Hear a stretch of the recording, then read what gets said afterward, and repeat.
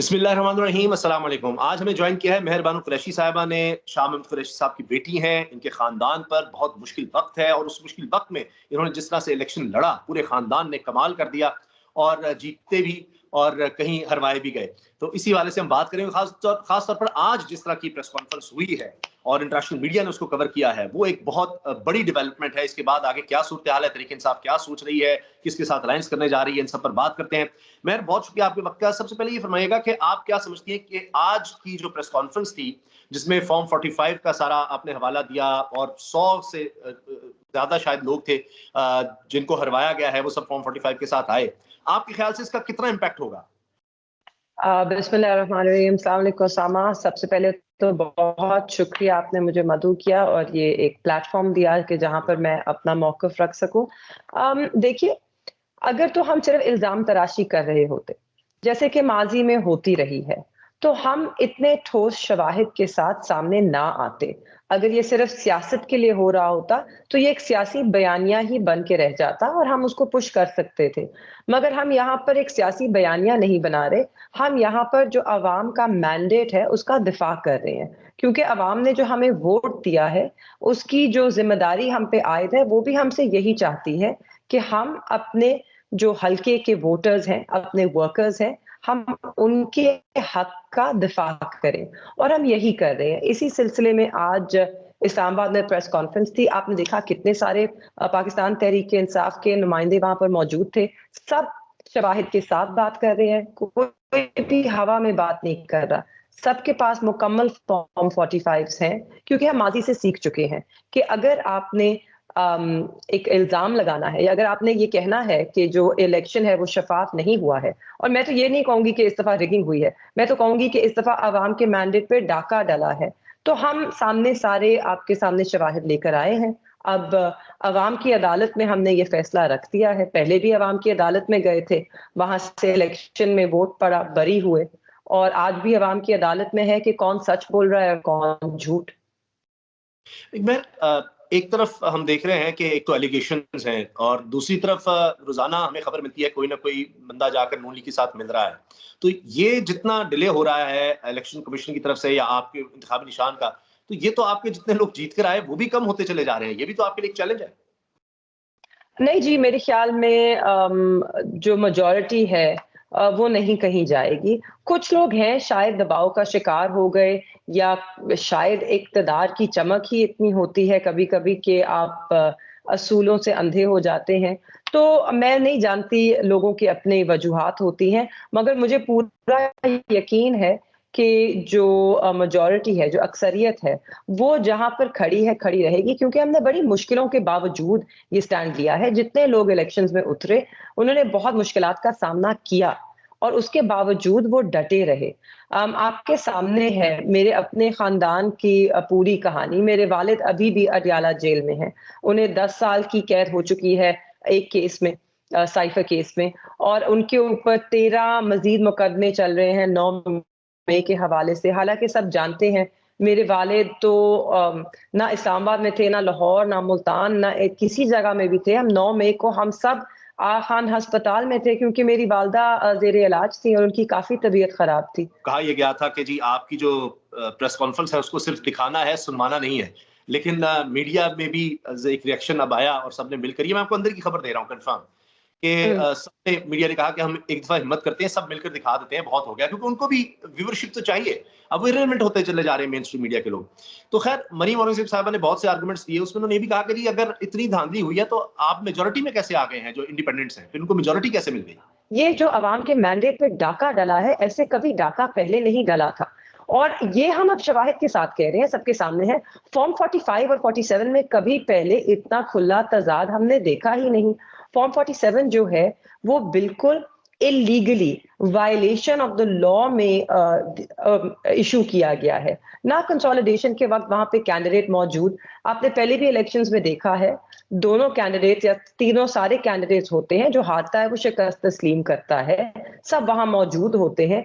इस दफ़ा RO office तो क्या, हम कैंप ऑफिस तक नहीं जा सके। मैं 12 बजे जब गई कैंप ऑफिस दाखिल होने, तो बाहर नाका लगा था। मुझे पुलिस वालों ने बताया कि जी अंदर भारी नफरी है, टियर गैस का हमारे पास बंदोबस्त है, हम आपको आगे नहीं जाने देंगे, हमें ऑर्डर नहीं है। जब मैंने उनसे कहा कि जी मैं कैंडिडेट हूँ, मेरा हक बनता है इलेक्शन कमीशन के जो रूल्स हैं, जो इलेक्शन एक्ट 2017 के कवानीन हैं, उनके मुताबिक मुझे ये हक हासिल है। तो उन्होंने कहा जी हमें हुक्म नहीं है, आप बिल्कुल अंदर नहीं जा सकती। तो ऐसे पहले कभी नहीं हुआ। फिर उसके बाद हमने देखा जिस तरह रिजल्ट तब्दील हुआ, तो फॉर्म 45 की जो अदाद-ओ-शुमार है, वो तो मिलती ही नहीं है फॉर्म 47 से। अब देखिए, फॉर्म 45 में जो मेरे पास मुकम्मल तौर पे मौजूद है और मैं पब्लिक रिकॉर्ड का हिस्सा बना चुकी हूँ। वहाँ पे आप देख सकते हैं कि रिजेक्टेड मुस्तरद वोट जो है, वो 4100 के करीब है। फॉर्म 47 में वो वोट 16,500 हो गया जो मुस्तरद हुआ है। अब इसमें सबसे दिलचस्प नुकता ये है कि आरओ के पास अगर आप इलेक्शन रूल्स पढ़ें और इलेक्शन एक्ट 2017 पढ़ें, तो उसके अंदर कहीं पे आरओ साहब के पास ये इख्तियार हासिल ही नहीं है कि वो रिजेक्ट करें वोट। उनके पास रिजल्ट आता है, फॉर्म 45 आते हैं जिसकी जमा करके वो 47 इश्यू करते हैं और उनके पास रिजेक्टेड वोट्स का बैग आता है, लिफाफा आता है। उसे वो खोल के चेक कर सकते हैं कि क्या ये जो वोट रिजेक्ट हुए हैं, ये सारे सही रिजेक्ट हुए हैं या कुछ गलत है और उसमें ये होता है कि रिजेक्टेड वोट की तादाद कम हो सकती है, ज़्यादा नहीं हो सकती क्योंकि वो 2080 पोलिंग स्टेशंस के बैग्स खोल के दोबारा से तो वोट नहीं चेक करेंगे। तो अच्छा। उन्होंने किस तरह 4.5 से 16,500 रिजेक्ट कैसे हुआ वोट? किसके इख्तियार से? अच्छा, मैं एक ये भी तो हो सकता है, जिस तरह हमने देखा मौलाना फजल रहमान साहब ने बड़ी सख्त स्टेटमेंट्स दी हैं और उन्होंने जो कुछ कहा उससे तो एक बिल्कुल तहलका मच गया कि जो इमरान खान साहब बात कहते थे, जो आपके वालिद शाह महमूद कुरैशी साहब बात कहते थे, वो सच साबित हुई। आज वो जेल में है साइफर केस में। लेकिन जी। अगर ये कहा जाए कि इमरान खान साहब को, आपके वालिद साहब को रिहाई मिल सकती है, आपके वालिद को तो ज़ाहिर है बड़ी आसानी से मिल सकती है कि वो अब भी शायद प्रेस कॉन्फ्रेंस को कर दें। तो अगर कहा जाए कि ये जो कुछ हो गया है, इसको आप मान लें, बस आप आएँ, आपके पास मेजॉरिटी भी है, आपके पास की भी गवर्नमेंट भी है, आप आएँ, एक भरपूर अपोज़िशन का किरदार अदा करें और उसके बाद हम कोई 1 डेढ़ साल में हम देख लेंगे और आपको यहाँ से केसेज़ में भी आपको रिलीफ़ मिल जाता है। तो फिर? जी, देखिए ऐसा नहीं होगा ना, हमने सिर्फ़ मेरे वालिद या हमारे इमरान खान साहब सिर्फ़ वो तो जेल में नहीं है। हमारे दर्जनों लीडरशिप जो रहनुमा हैं, वो इस वक़्त जेल में हैं। हमारे हज़ारों कारकुनान अभी तक जेल में हैं। तो हम तो जैसे खान साहब कह चुके कि मेरी रिहाई से पहले मेरे कारकुनान को रिहा किया जाए। तो आप कारकुनान को रिहा कीजिए। कॉन्फिडेंस बिल्डिंग मेजर ज़रूर होगा अगर ये जो लोग ज़ेरे हिरासत हैं गैर कानूनी तौर पर, जिनके खिलाफ ना कोई सबूत है, ना कोई शवाहिद हैं, ना अब तक उन्हें प्रोसिक्यूट कर सके हैं, तो उनको आप आज़ाद कीजिए, उन्हें रिहाई दीजिए। ये एक अच्छा स्टेप होगा। मगर अगर आप ये सोच रहे हैं कि खान साहब कहेंगे कि जी ठीक है, मुझे रिहा कर दो और ये डाका जो आपने अवाम के हकूक पे डाला है, वो मुझे मंज़ूर है, तो खान साहब ऐसा कभी नहीं करेंगे। इतना बड़ा स्टैंड इसलिए नहीं लिया कि वो अवाम के जो हकूक हैं और जो लोगों का वोट हमारे पास अमानत है, वो उसका सौदा कर सकें। सौदा करना था तो हम पहले कर लेते सौदे। हुँ। लेकिन देखिए, असद कैसर साहब भी जाकर मिल रहे हैं। अभी मैं देख रहा था, शेरपाव साहब से भी उनकी मुलाकात हुई है, दीगर लोगों से भी हुई है। पीर पगारा साहब ने जो आज तकरीर की है, उसमें तो उन्होंने कहा है कि जी अगर इमरान खान चोर है, तो हम सब चोर हैं। उसने अगर तोशाखाना से लिया है, तो बाकी लोगों ने गाड़ियाँ ली हैं और वो इल्लीगल हैं। बिल्कुल। बात की है कि जी वही इलेक्शंस हमारे भी हुए हैं, बाकी पार्टीज़ के भी हुए हैं, तो इमरान खान के इलेक्शंस ही आपको क्यों गलत नज़र आए? तो वो भी इस तरह की बात कर रहे हैं। तो क्या अब तहरीक-ए-इंसाफ ये सोच रही है कि जी इन सब के साथ राब्ता करके इसको कंटिन्यू रखा जाएगा, जमात-ए-इस्लामी के साथ, दीगर जमातें बलूचिस्तान में भी हैं, या कोई बीच का रास्ता निकाला जाएगा? क्योंकि पीर वगैरह साहब ने यहाँ तक कह दिया कि जी 8-10 महीने गवर्नमेंट चलेगी, नहीं तो फिर इमरजेंसी या फिर मार्शल लॉ ही रह गया लगाने के लिए। तो वो मुझे तो नहीं लगता। आप भी इज़हार करें। जी। देखिए उसामा बीच का रास्ता क्या होता है? जो सब कह रहे हैं कि जी ग्रेटर इंटरेस्ट चीज़ों को आगे लेकर बढ़ें।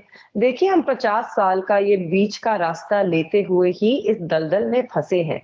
आज आपका वोटर नौजवान है। 60% वोटर और 60% आबादी इस मुल्क की नौजवान है। हम उन्हें क्या पैगाम देना चाहते हैं? क्या हम उन्हें ये बताना चाहते हैं कि ना आपके लिए इस मुल्क में नौकरी है, ना आपके लिए इस मुल्क में कोई मुस्तकबिल है और ना आपकी कोई आवाज़ है।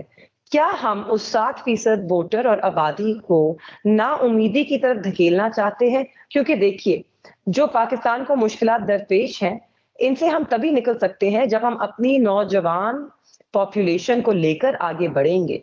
उन्हें हम जब अपॉर्च्युनिटीज़ देंगे, आवाज़ देंगे, यही हैं वो लोग जो पाकिस्तान को आगे लेकर जाएँगे, पाकिस्तान की मईशत को मजबूत करेंगे। यही हैं वो बच्चे जिन्होंने आईटी सेक्टर में काम करना है, यही हैं वो बच्चे जिन्होंने इनोवेट करना है, जिन्होंने नए तरीके कार ढूँढने हैं कि पाकिस्तान को हम आगे किस तरह बढ़ाएँगे। तो इन्हें मायूस करके, इन्हें खामोश करके, क्या ये मुल्क आगे बढ़ सकता है? नहीं, यकीनन नहीं, और उन्होंने तो अपना फैसला सुना दिया है और अब यही बात हो रही है कि बिल्कुल। आपने उनका फैसला माना, तो अब फिर आप उनसे क्या एक्सपेक्ट करते हैं? आखिर में ये बताइएगा कि कल फिर हफ्ते को पुरअमन एहतजाज की कॉल दी हुई है तहरीक-ए-इंसाफ ने। आपको लगता है कि फिर लोग निकलेंगे? आपके कहने पे पहले निकले, गिरफ्तारी भी हुई, लेकिन इलेक्शन वाले दिन भी लोग निकले, जो कि सब हैरान रह गए कि किसी की जी। इतनी कल आपको लगता है कि फिर से लोग निकलेंगे? क्या आप इसको इस तरह से कंटिन्यू रखेंगे एहतजाज को? अदालतों में तो आप जा ही रहे हैं।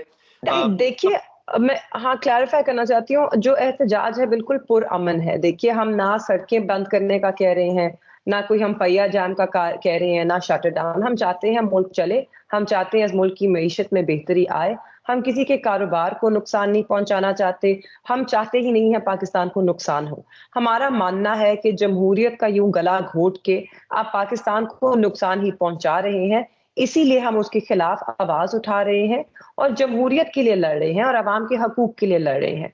जितने भी लोग देखिए लोगों में बड़ा गम और गुस्सा है क्योंकि उन्हें लगता है कि उनका वोट, उनकी आवाज़, उनका हक छीना गया है। तो मुझे यकीन है कि ख़ास तौर पे नौजवान निकलेगा। वो मायूस नहीं हुआ है, उससे दुःख बड़ा है, रंज बड़ा है और गुस्सा भी बड़ा है, मगर वो पुरअमन तरीके से ज़रूर निकलेगा, ये सिर्फ़ बताने के लिए कि हम इस मुल्क के हिस्सेदार हैं। हम इस मुल्क की आवाज़ हैं, हम इस मुल्क का मुस्तकबिल हैं। देखें हमें, पहचानें हमें और हमारा जो फ़ैसला है उसे तस्लीम कीजिए। मरियम नवाज़ साहिबा नामज़द हो गई वज़ीर आला पंजाब के लिए।